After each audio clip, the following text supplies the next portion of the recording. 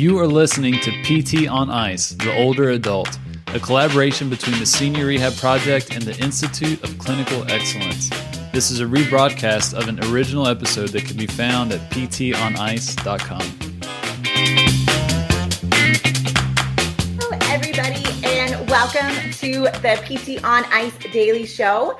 My name is Christina Previtt. I am one of the co-faculty in the Modern Management of the Older Adult Division of ICE with my partner in crime, Dustin Jones. And today, I thought we would kind of elaborate on a discussion that took place this week in the Senior Rehab Project. They were talking about, especially now when communication in healthcare is such a huge topic. We were talking about how, we're trying to be aware of ageist sentiments. And if you've been following Dustin and I at all, then you know that, we talk a lot about trying to take ageism out of our healthcare profession and not assuming that because of the age on a birth certificate that a person is incapable of doing certain tasks. And I talk a lot about the master's athlete, who I feel like is the perfect population to start smashing those aging stereotypes and really start incorporating positive aging stereotypes. But when this conversation started happening, we started saying, okay, but when do we need to just be good communicators? And what do we mean by that?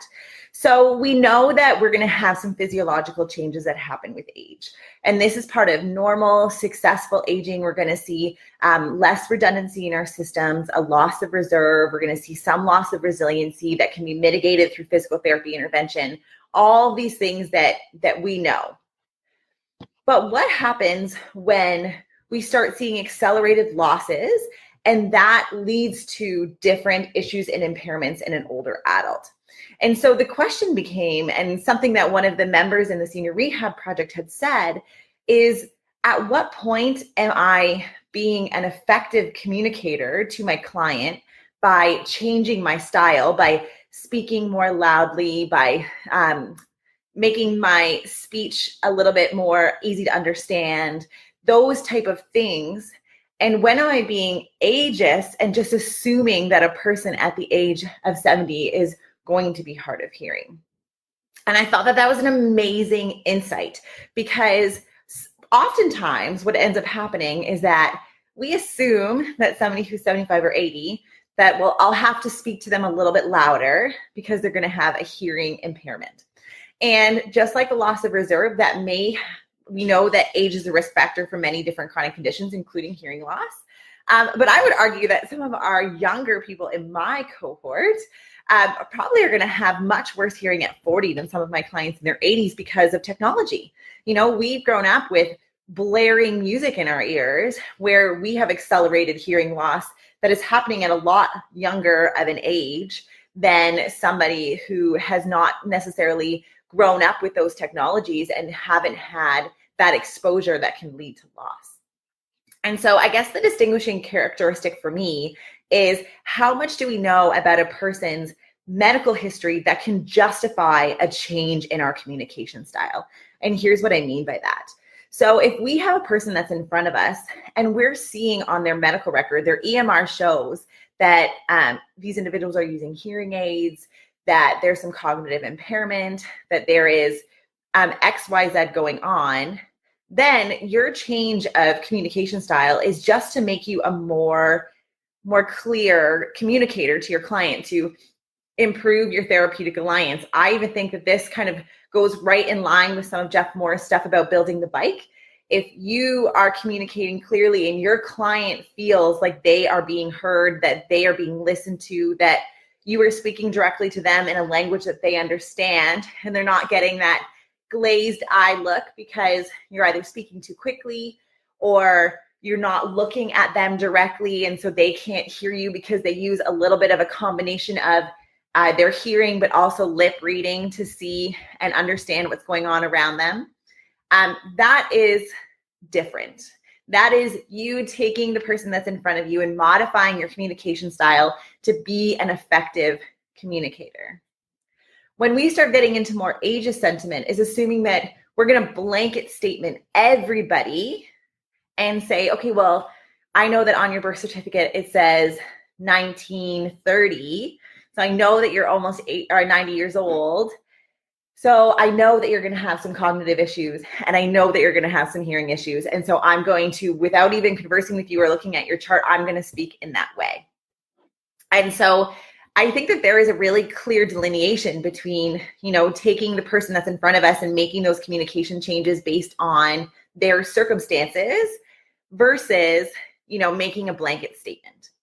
And the topic of ageism and the way that we're talking about ageism, I think, has been growing in popularity over the last several years.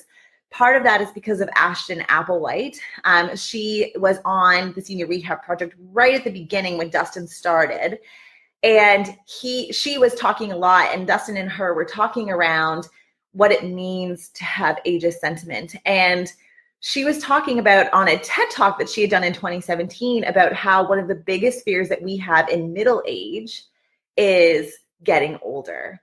And what we've come to realize by studying happiness is that the older we get, the less we fear getting older because we have more satisfaction with our life. We've had more lived experiences. And so I think us as clinicians, we become very sensitive to the way that we're communicating. And I reflect on it because sometimes I think about my own biases, and am I being very sensitive about ageist sentiment because I'm afraid of getting older, and therefore I don't want those type of stereotypes bestowed upon me. So I'm coming up to a big birthday. I'm about to turn 30 in July, and the thought of turning 30 has terrified me. And I have no idea why. It is just another year. But because we're in that transition of decade, and I know, my dad just turned 60, and that transition from 50 to 60 was really hard for him as well. And it's because of this thought around what it means to get older. And those are my own biases because I am very capable of doing anything that I want to do. I'm still competing at a high level in sport.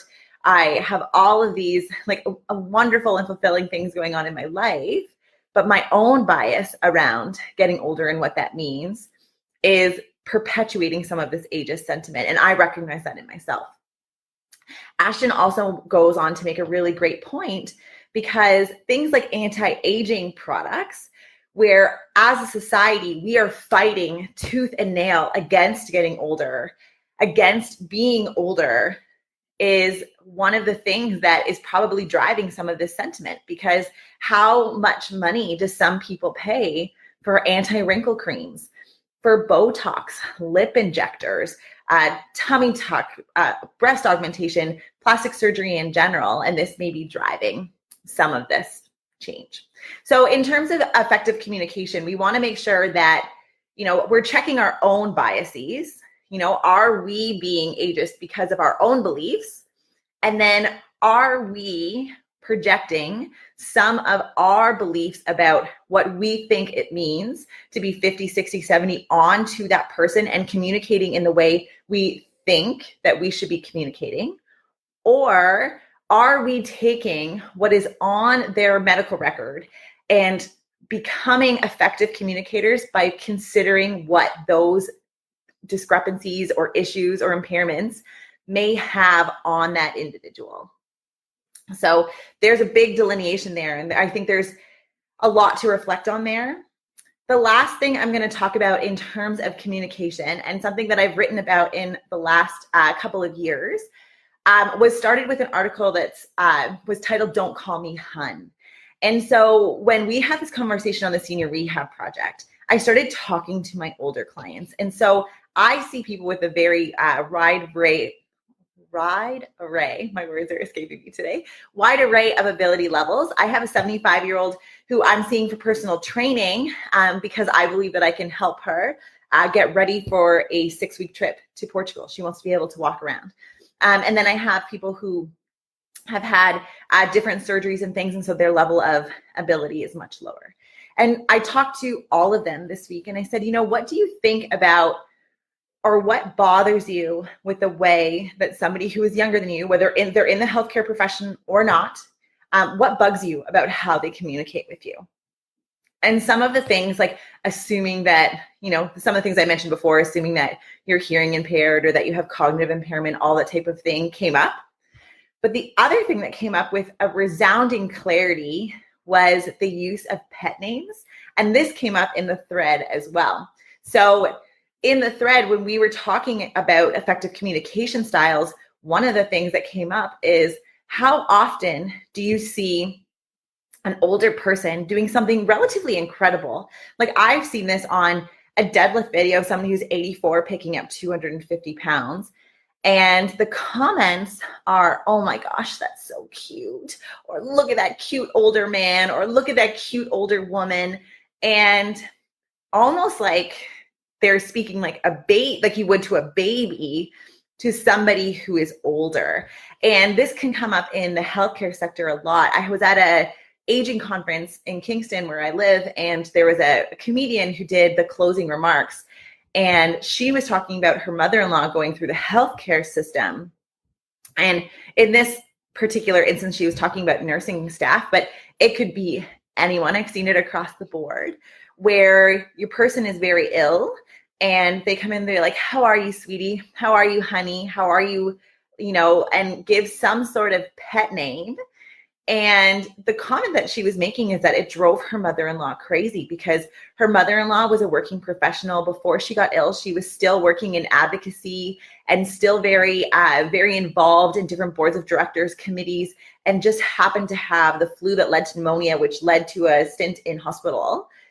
And people weren't treating her with respect, and they were assuming that these type of pet names, which also cross almost like a personal boundary, where you're making a closer, what am I trying to say? A closer relationship. Like, I wouldn't call a stranger on the street hun, unless I, like, for example, knew them really well or had a certain level of physical or personal or emotional or mental connection with them, that would, bring me to speak to them so colloquially and speak to them with that level of familiarity that comes with some of those pet names. And so the fact that this was so widespread across my clients this week just speaks to the fact that this is a much bigger issue. Even on on Instagram, I shared something with the Senior Rehab Project where we were doing power movements with a client. And so we had them with a walker and they were doing jumps. And I was getting comments like, that's so cute. And that wasn't the intent. Like, the intent of that story or that sharing that information was that we need to start to develop power. And this is a way that we can do that safely as a clinician. And we know that power development is going to maintain type 2 muscle fibers, which is going to help with reactive balance for a falls prevention strategy. And so even just in the last 2 days, because I've been thinking about this, I'm probably more sensitive to it. But these type of sentiments are a really important thing for us to consider, and something that I don't think we really talk about. And that's not going to be that everybody is going to not like those terms of endearment. They were talking about different southern states, how that is a very common manner of speaking to individuals.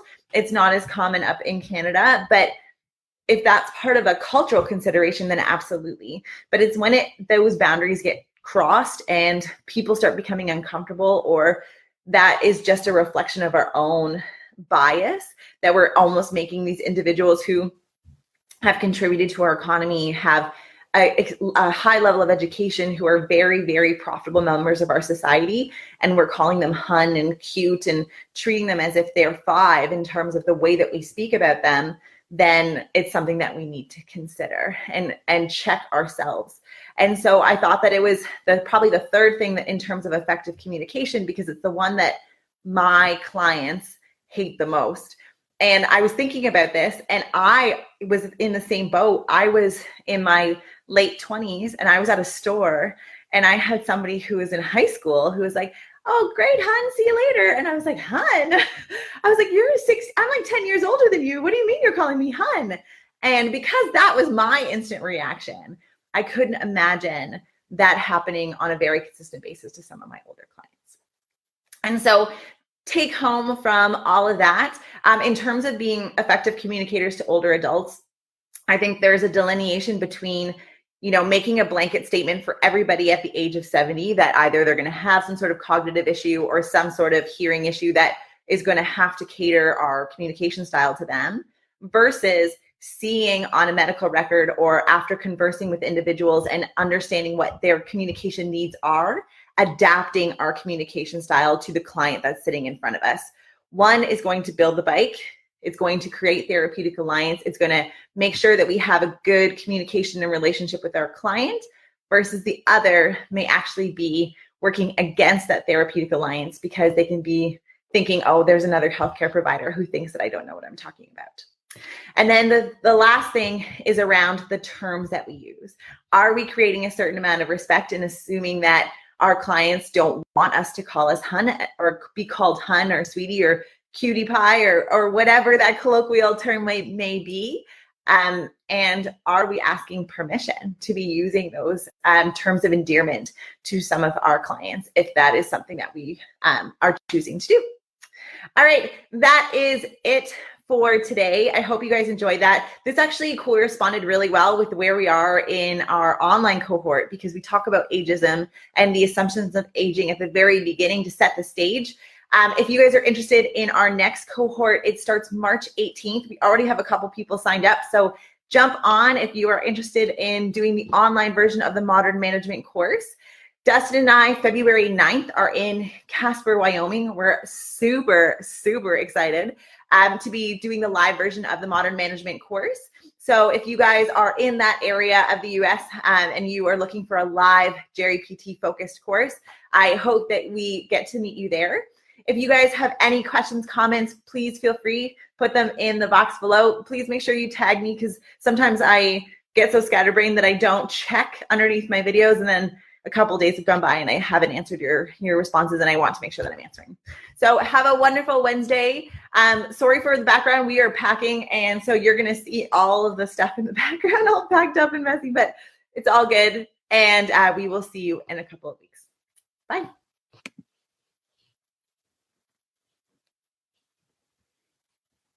Hit me.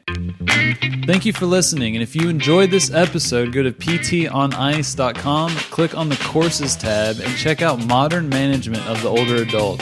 This is a course that myself and Christina Previtt are going to be teaching. It's 8 weeks, an online format, interactive, and solely focused on helping students change how they practice and how they work with older adults. For more information, just go to ptonice.com. Thanks.